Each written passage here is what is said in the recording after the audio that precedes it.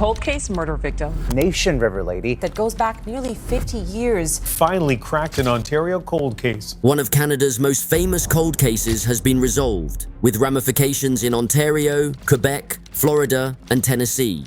Remember to hear the name, the Nation River Lady. An unidentified woman has been known for decades by a single nickname. A body was found floating in the National River after falling from a bridge on Highway 417 between Montreal and Ottawa in 1975. Yes, this is the case that came to light half a century later. Now, let's know the story. For decades, the woman pulled from the Nation River in 1975 was a mystery.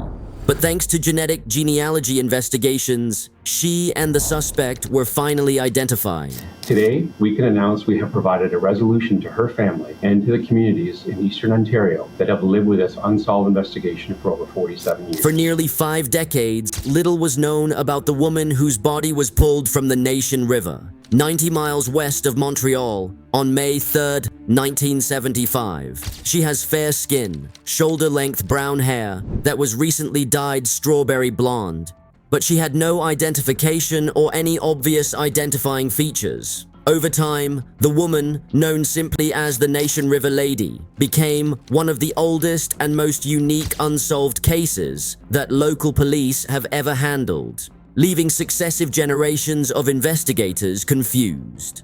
Later this month, after 47 years in custody, the Ontario Provincial Police announced that the River Lady Nation had been identified as Lala Jewel Parchman Langford. Her maiden name was Jewel Parchman. Jewel was a prominent member of the business community in Jackson, Tennessee, USA. A longtime Tennessee resident who was 48 years old at the time of her death. Her identity was recently discovered by the Ontario Provincial Police. This breakthrough marks one of the first times that genetic genealogy research has been used in Canada. Police also said they charged Rodney Nichols, 81, with murder in connection with the case. Where human remains have been identified through forensic genealogy. That Rodney Nichols, 81 years old, has been charged with her murder. A man who was one of Langford's acquaintances in Montreal in the 1970s. Nichols, who lives in Florida, is currently the subject of an extradition request. Well, I can tell you that the accused and the victims were known to each other. Today, we can announce that we have brought closure to his family and the communities across Eastern Ontario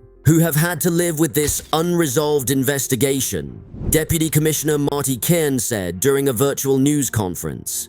Jewel Langford was born in March 1927 and had traveled to Montreal in April 1975. And investigators now believe she stayed with Nichols in the city. But despite promises to keep in touch with the family, she never returned to the United States. At that time, her family in Tennessee reported her missing, police said.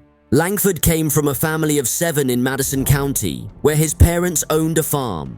While in Canada at the time of her disappearance, Langford worked in the fitness industry in Jackson, Tennessee for a long time. According to one source, Jewel Langford was reported missing in the spring of 1975 to police authorities in Montreal, where she had recently moved. She was last seen in late April 1975, and police began investigating her disappearance in late May. Montreal police investigated the case, but never solved it. According to the source, a connection was never made between the woman who disappeared in Montreal and the body found about 93.26 miles west, near Highway 417 in Castleman, Ontario, on May 3, 1975. When discovered, the woman's decomposing body was wrapped in 2 pieces of green cloth, her hands and feet tied with rope. In addition, a piece of cleaning cloth, a black cabel, and a curtain rod were also found with the body. Towels and rags, while her hands and feet were tied with zip ties, according to OPP. Rodney Nichols is a rugby player popular with fans of the sport in Montreal, mainly in the English-speaking community in the city's west. My grandmother sold everything. She spent every penny hiring a private investigator to try to find my aunt, Langford's niece Denise Chung, told CBC News. When a local farmer discovered her body in the Nation River, police suspected the victim had been thrown into the river from a road bridge, but was never linked to Langford. In the 47 years since, Authorities' efforts to identify the woman and any potential suspects have failed. 6 years ago, Ontario Provincial Police unveiled a clay sculpture based on her remains, hoping someone might recognize her. Investigators were able to obtain a DNA sample and create a very robust and clear profile. In 2019, the sample was shared with the DNA Doe Project, a US non-profit organization that assists law enforcement using forensic genealogy to find DNA matches in unresolved cases. Like the more than 100 cases in the DNA Doe Project, this is a very bittersweet development, Brian Waters, a volunteer with the group, told The Guardian. The bottom line of what we want to be able to do is give these individuals and families a sense of restorative justice. But they need to accept what happened and be able to heal.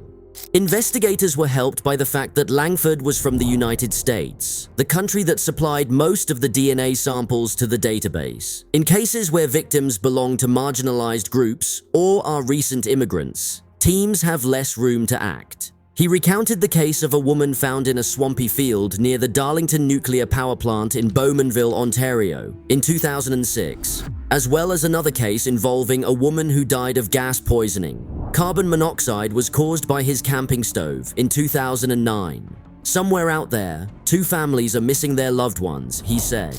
The breakthrough in the Langford case also comes amid a change in the way the public views these cases, Waters said. For too long, society has focused on the perpetrators of these atrocities, with a lot of focus on the person committing the atrocity, and very little focus on the victims and their loved ones. Left behind, he said.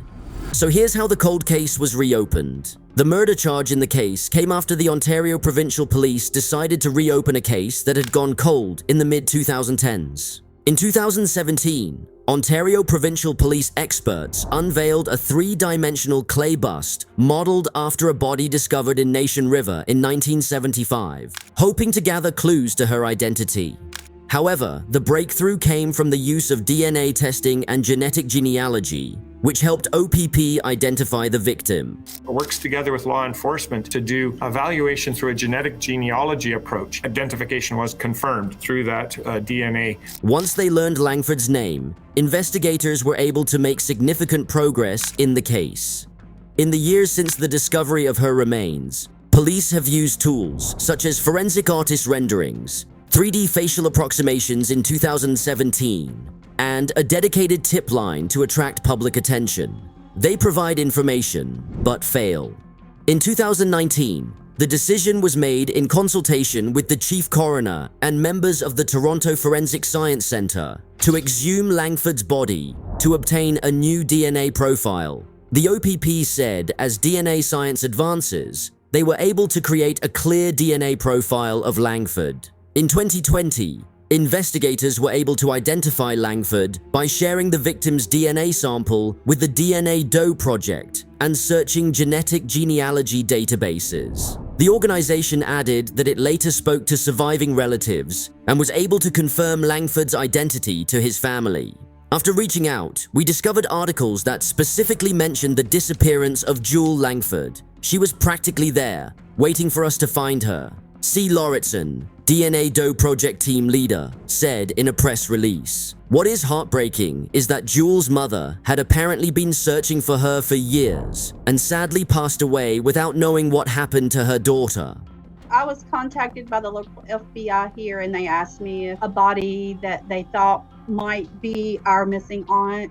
We were told that it was a match, and that we finally knew where she was. OPP believes this is the first historic murder case in Ontario where human remains have been identified through forensic genealogy. Radio Canada reached out to Langford's family, but a spokesperson said they declined to comment at this time at the request of law enforcement. For many years, Langford's unidentified body remained in Canada, while a plaque commemorating his disappearance was installed in a cemetery in Jackson, Tennessee. Missing, but not forgotten, it read. All of us, family, friends, and strangers, can be grateful for the missing word on his tombstone with the words, "Home and at peace at last." After the police made a positive identification, so Langford returned home. May her soul rest in peace. So, what do you think about the technological advancements helping to unwind the year-old cold cases? Are there any mysterious cases you think to be reinvested by tech? Do comment with your thoughts, and don't forget to smash the like button and subscribe.